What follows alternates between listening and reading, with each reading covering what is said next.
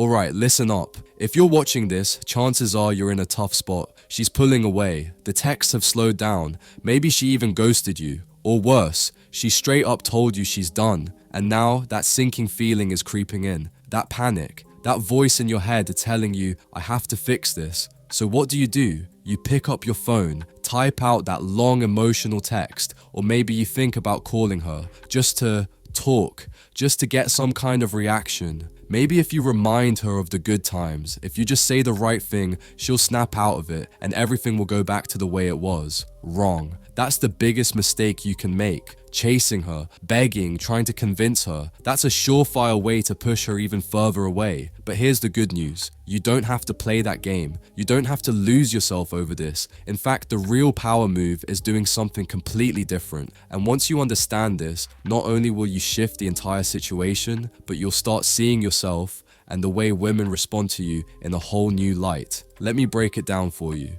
Point 1. The instinct to chase is wrong. Look man, I know exactly what you're feeling. When someone you care about starts pulling away, your gut reaction is to chase, to do something, to fix it. That's just human nature. When we sense distance, we want to close the gap. But here's the brutal truth. This instinct is setting you up to fail. When a woman loses interest, she needs space. And the moment you start texting her non-stop, double texting when she doesn't reply, checking her social media, or worse, showing up where she is, you're not pulling her back in. You're proving her right for pulling away. You're showing her that she was right to lose attraction, because nothing kills attraction faster than desperation.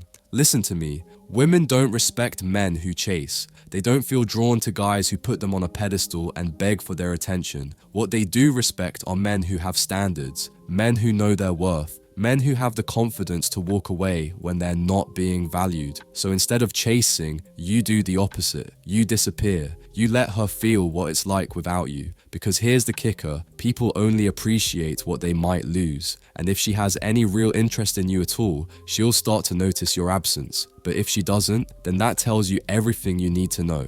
Either way, you win. Point 2. The power of no contact. No contact isn't a trick. It's not a mind game. It's a shift in mindset. It's you deciding that you're done chasing someone who isn't making an effort for you, and it's one of the most powerful moves you can make. Here's how it works. You stop reaching out completely. No texts, no calls, no checking her Instagram story, no liking her posts, no accidentally running into her. Nothing.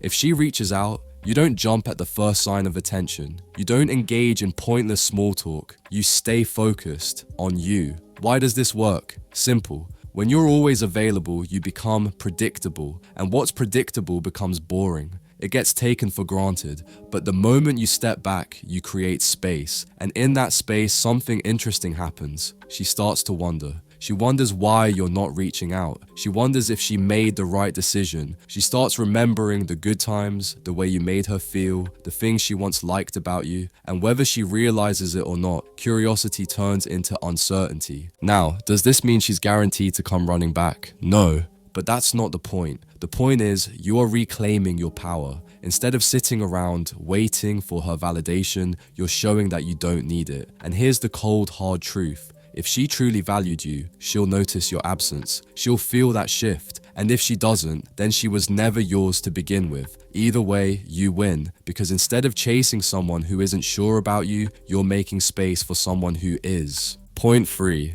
What to do instead. Alright bro, so you're not texting her, not calling her, not chasing. Good. But now you're sitting there thinking, okay, so what the hell do I do instead? Simple. You build yourself up.